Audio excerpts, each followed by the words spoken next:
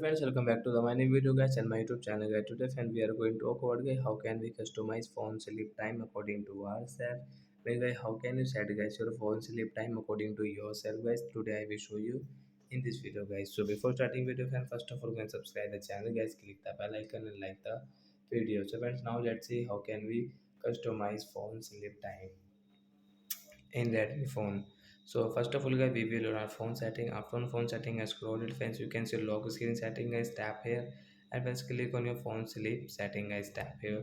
Friends, you can customize into 30 second, 1 minute, 5 and 10 minutes guys. We have guys 5 and 6 settings. So guys, we example for guys, we will change it, customize into 2 minutes. And guys, if you customize into 2 minutes, so guys, after 2 minutes guys your phone will sleep.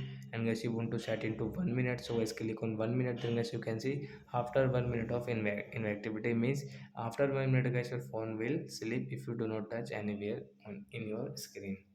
So that's it guys, thanks for watching the video, bye guys.